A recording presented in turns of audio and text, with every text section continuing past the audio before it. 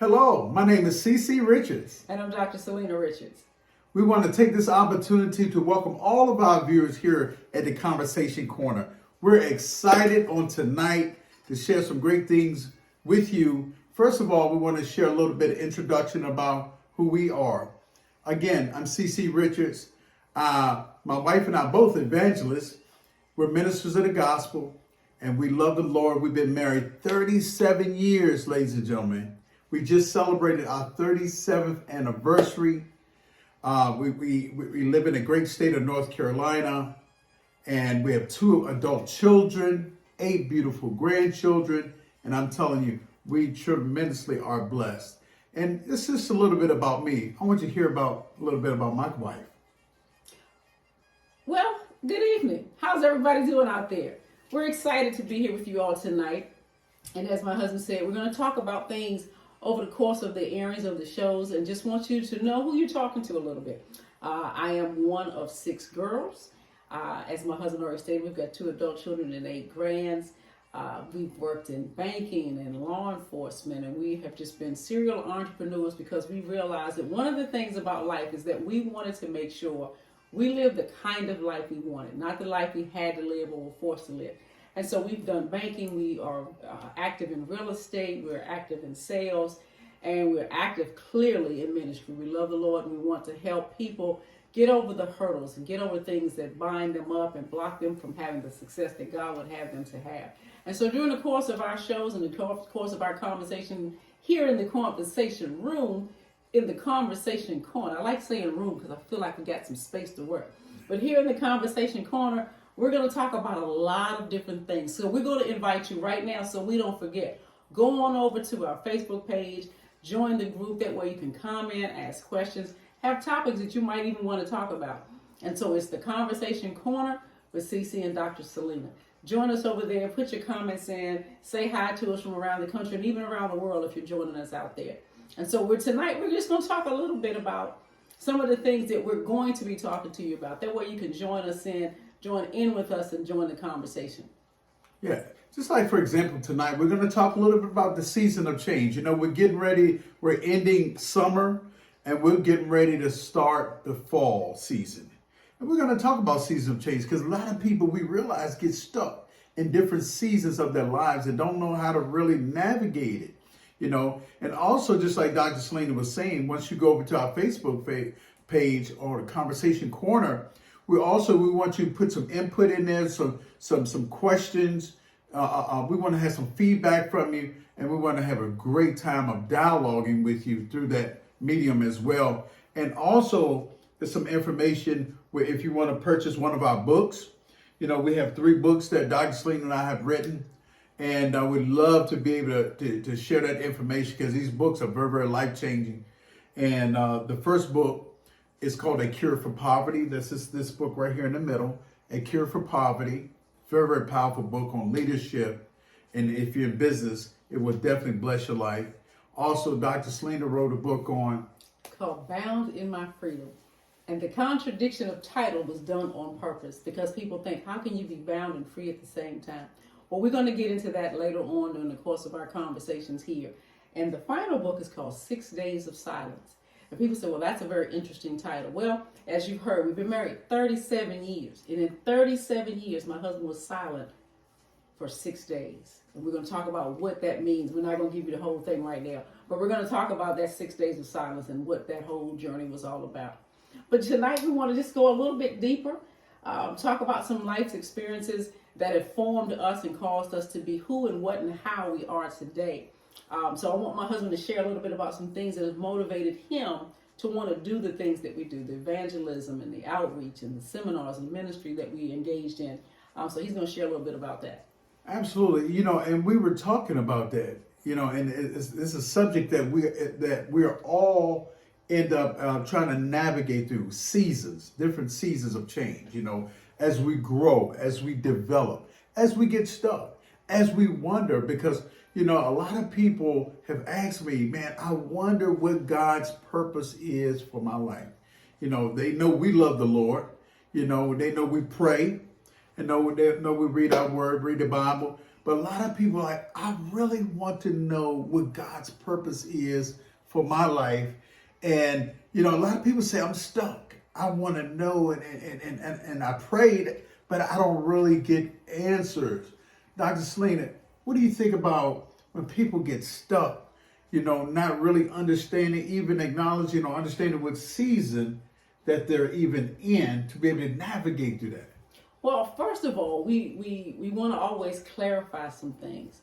You know, we know there's a general call, there's a general purpose for all of us as believers, and that is to just share the gospel of Jesus Christ. That's what we should all be doing. So when we think about purpose and what that looks like and what that means, we have to first remember that. That's our first and main calling, is to share, to give people the hope, give people that the alternatives, to let them know there's some options out there of things to do and how to live their life. You know, based on our 37 years now, we are happily married, but don't get it twisted. There have been times when we weren't. There have been times, that season, as he called it, where we weren't. There was that season where things were really, really crazy, and we had to navigate through that. So, as I was saying about purpose, we have to realize that there is that general call first, that general purpose that we all must fulfill. But then secondly, and a little bit more specifically, is what God would have you to do. I shared with my husband many, many years ago, and as he says, it set him free. Where you are that day, that's your assignment. So as you're building that specific call, that specific thing that God may have you to do, just know that as in the walking out of that, where your feet are, that's the assignment for that moment. You know, in today's vernacular, you'll see and hear people say, oh, they understood the assignment. But on a very serious note, we have assignments. For example, we've got 2 adult children. There was a season in my life where I was responsible for pouring into 2 children. Well, they're adults now. They're grown, married adults with children of their own. So my purpose didn't change, the application changed. I'm still a parent to 2 children, but now I'm a resource. Now I'm a support system. I don't have to make decisions for them, but I can advise them such that they can make solid and sound decisions for themselves. So don't let the stress of purpose burden you. Just remember that there's a general call of serving the Lord first and foremost, and then secondly, where you are that day and in that moment. And so as you're changing those seasons, I call them chapters even. You know, when your children are little, you have certain assignments and certain roles you have to fulfill. Then when they become teenagers, that role adjusts a little bit. And then, of course, as I just said, when they become adults, that role changes even the more. And it doesn't mean it's any less stressful, because you care about those kids the same now that they're adults as you did when they were little babies in your arm. You want to protect them, you want to guide them, you want to teach them everything you can so that they can be better, stronger, more grounded adults. And it's very important that we learn those seasons so that we know how to prepare for them. When it's hurricane season, you hear the term batten down the hatches. You got to know what season your life is in. If that's a changing of a job, if that's a changing of an organization or relationships that are in your life, you got to be able to grasp that season and that change. And it doesn't necessarily mean you leave something. It just means you adapt even within that situation. Sometimes it does mean leaving, but it doesn't always mean that. And so we're talking about that season of change because it's so important for people to understand that. Today we have a lot of issues with people being depressed, you know, and overwhelmed and burdened, even to pastors who are shutting down churches and being overwhelmed by the circumstances of life. But to me, that just means they've lost sight of their purpose. We are to assist God in mentoring. We are to assist God in leading and guiding people, but we're not God and we're not their God. And so we should never be so overwhelmed with trying to carry or bear the burden that's God's to carry. God said he would minister to the people, but he would use us as instruments. And so we've got to remember to stay in our right place so that as these seasons come upon us, we're better prepared for them. You know, I saw an illustration one time. You know, for example, like we're getting ready to go into the fall season. So if you go into the winter time, if you go in the winter time and you have shorts on and a tank top, what have you, and it's freezing outside, you know, people gonna look at you really strange because you're not dressed appropriately for the season that you're in. And I think from a mental perspective, I think a lot of people even confuse to that when the seasons of their lives shift, and they get caught. They get caught in that shift. What are some of the ways? What can, like for example, some people suffer in silence. Some people are afraid or ashamed or embarrassed to really share, where they are or where they think they are, or what they're going through, or even ask for help. Right. You know, can you relate or can you imagine how could we help someone who may be stuck? Are there signs? Well, one thing we will reference because it is very, very key and very central to our specific lives. Our children are the most important things on the earth to us. And so we literally have built everything we do either for them or with them or because of them. And so we're going to reference our kids a lot. We just want to give y'all that heads up. Like I said, they talk about their kids a lot. Well, that's because they're so important to us. I give you an example. When my daughter was younger, because my daughter is the oldest, when she was younger, there was a mother in the church, an older mother in the church. And she had one daughter. And her daughter was, even when she was a teenager, was very graceful and very mannerable and very respectful. Now, when we talk about seasons of change, see, when they're babies and they're cute and you sit them in your lap and all you do is kiss on them and it's easy. But when they started to grow and start making decisions, even as children, you need to remember that season, that shifting between that cute little baby to that adult or that teenager that you're now preparing and forming. And so this mother of the church, I respected her to the hilt. And so I watched, I gleaned from her how she was raising her daughter, the input and the manner in which she raised her. And so I tried to mimic that as much as I could, watching her as she raised her daughter. And so today, her daughter, who's now married with children, and they are pastoring a church. Wow. And so I watched that young lady grow and develop and be very mannerable, very respectful, and to be very successful now, even in her own right. But that came with acknowledging, like you said, acknowledging it's okay to need help. It's okay to need to ask someone, how do I do that part? The Bible says that the older women should teach the younger women. Well, we don't have a lot of that going on today. Maybe at your church, maybe in your life. But I see there's a big gap where the older women are not teaching the younger women. For example, I was in a conversation with some folk, and I remember saying to them, my grandmother said, that's Miss So-and-so, and that's Mr. So-and-so, or Aunt somebody. You didn't call adults by their first name. Today, that's common. We've even heard stories where children are punished or corrected because they called an adult by Miss or Mr. They just said, call me by my first name. Well, what resonates with me concerning that as an example is that children have to be taught how to be respectful. Because now today, they'll walk in a room and not even speak to you. And you don't teach them to do that. My grandma said, you walk in a room, you speak. Because that's showing manner, that's showing some culture, for that term, to use it lightly. But it's these basic foundations of life that people are not being taught today. And so just because I say older, that doesn't mean the old gray-haired mother, which is fine, but even the ones that are in their 30s, because they're old compared to that 15-year-old, or the ones in their 40s or 50s. You're old compared to somebody. And so when it says the older women teaching, absolutely we need those 70 and 80-year-old seasoned mothers, because they can pour wisdom into us that we will need in order to survive the challenges that are coming. Because we can guarantee you they're coming. Whether that's in your children or your jobs or your relationships or your health, whatever it might be, those challenges come, and the wisdom that they bring you can help you get through. I give you another example. My grandmother used to say to me, somebody's going to bend, and likely it's going to be you. And she meant that in reference to being married.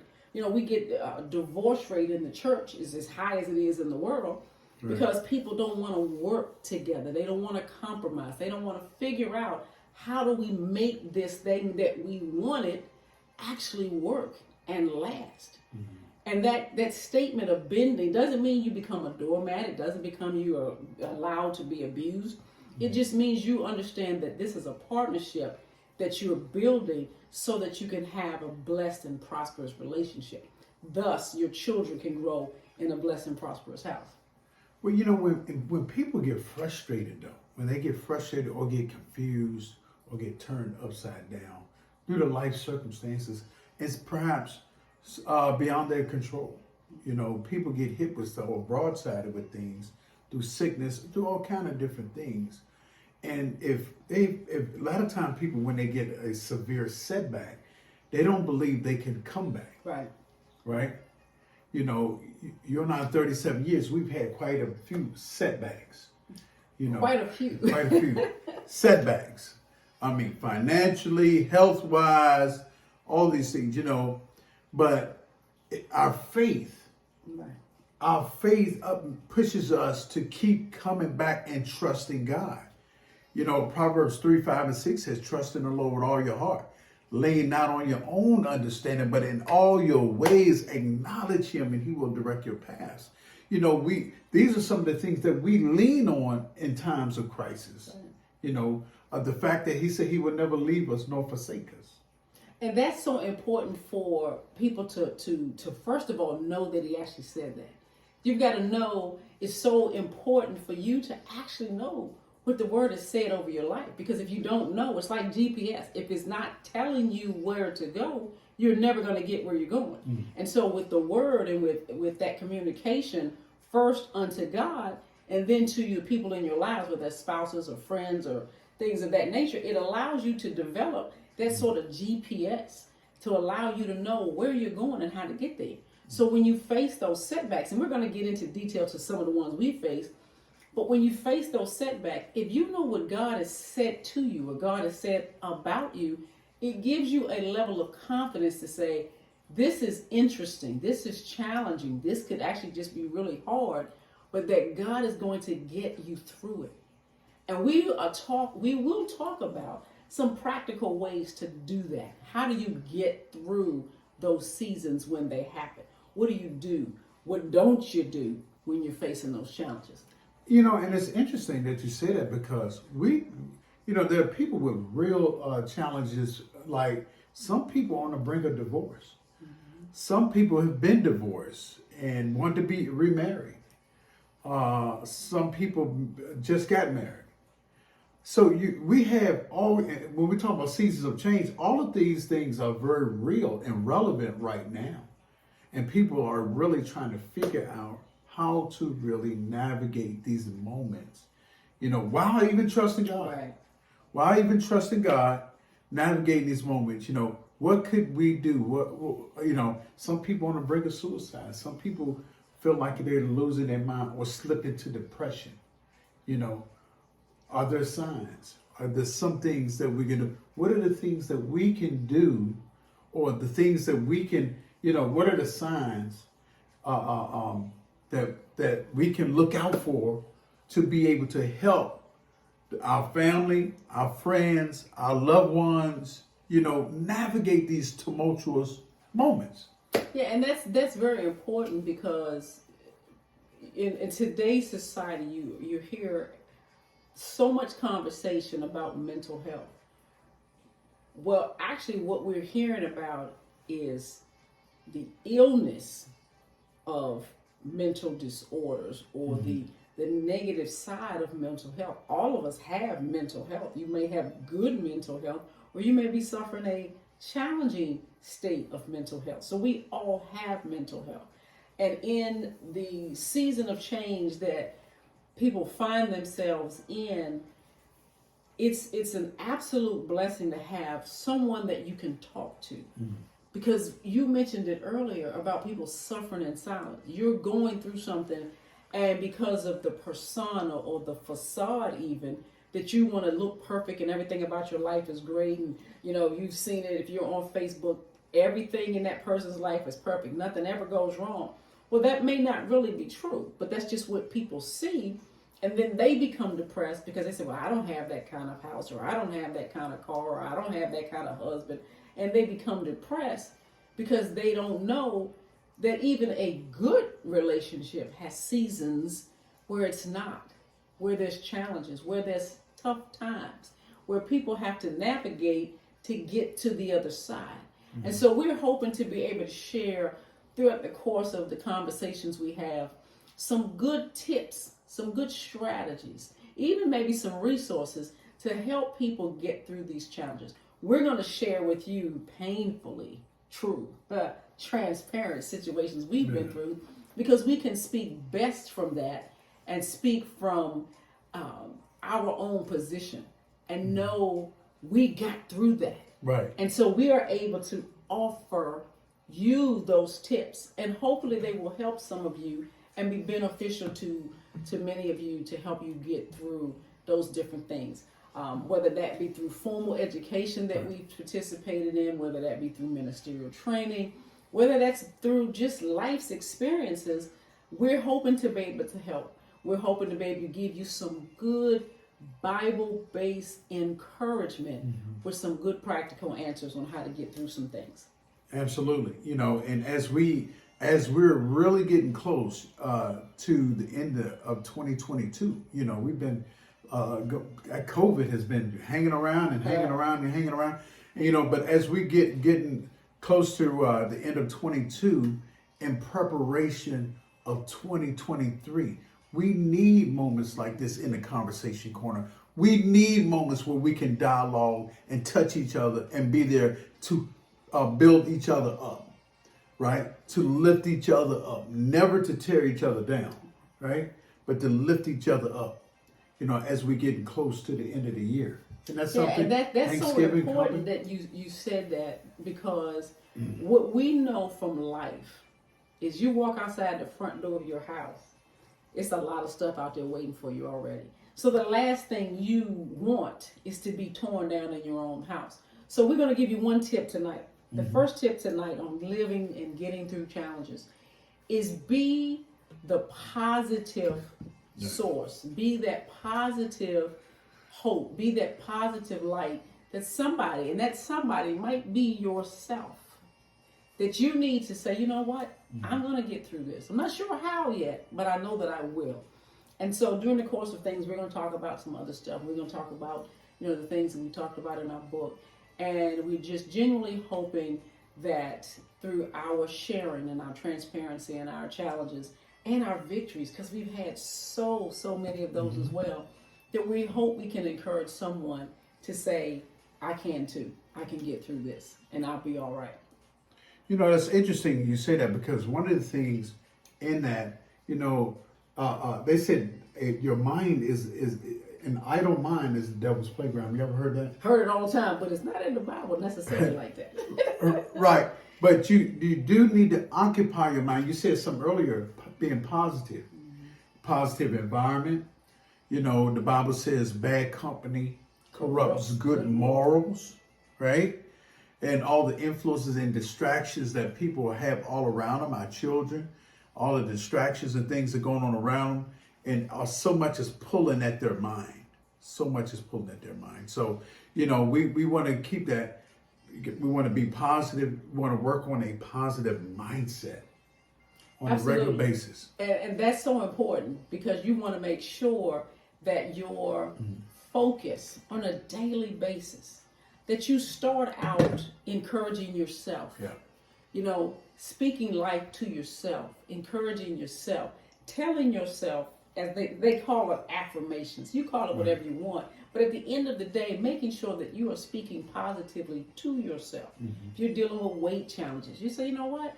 I'm not where I want to be, but I'm going to get where I'm trying to go. I may not have finished that course or that degree or whatever, but you know what? I can always go back and finish. So begin to speak positively to yourself about the things that you want to see happen in life. And we're excited about working with you all and chatting with you on Facebook and in the group and whatnot. And so jump on over, as I said earlier, to the Conversation Corner with CC and Dr. Solina on Facebook, and let us know what you want to talk about. Because maybe we have an answer. Maybe we've lived through what you're dealing with. And we will be glad to share it with you, because we survived. Yeah. And you can too. And you can too. And And we're going to be talking about great subjects. Just like I said, we're going to talk about the family.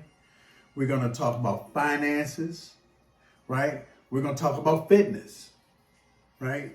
We're going to talk about having a plan, having a plan because again, in end of 22, going into 23, we need to have a plan. People don't plan to fail, but they what? Fail to plan. Yeah, we want to have a strategic plan because let me tell you something, ladies and gentlemen.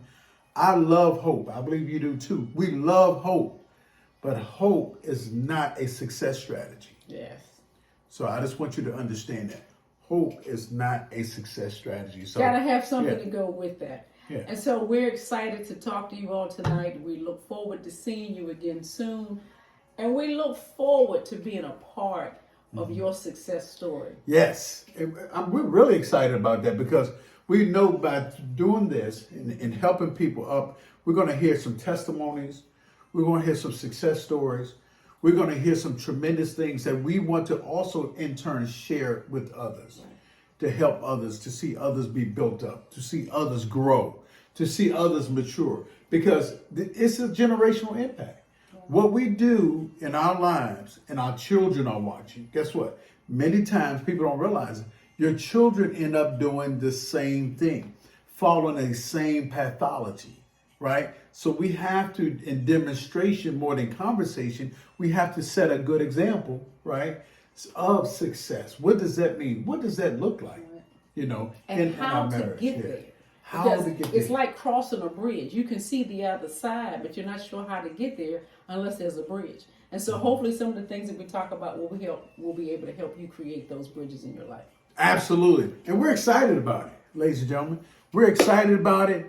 And I want y'all to stay tuned, right? Because now we're going to be coming live right here on this broadcast every Tuesday at 7 p.m. Eastern Standard Time. Every Tuesday. I want you to mark it. Every Tuesday, right? Put it on your calendar. Set your alarm every Tuesday because I want you to invite others to come in. Because let me tell you something. Even though if you're doing okay, how about somebody you know or a loved one may be struggling, right? And I remember, and I want to say this real quickly. I remember when one of our business partners was struggling and I didn't know it. And he had a gun. He was in another state, had a gun to his head, was getting ready to take his life. And guess what? I called him and I didn't know what was going on, but I found out later that he was in that really bad season of his life and he was getting ready to do that. And I called him. We're going to tell you how the interaction saved his life. Yes. So come on back and join us next week. Yes. Next week, right here on the Conversation Corner. And remember, ladies and gentlemen, better is available. God bless you all. See you next week right here. In the Conversation Corner.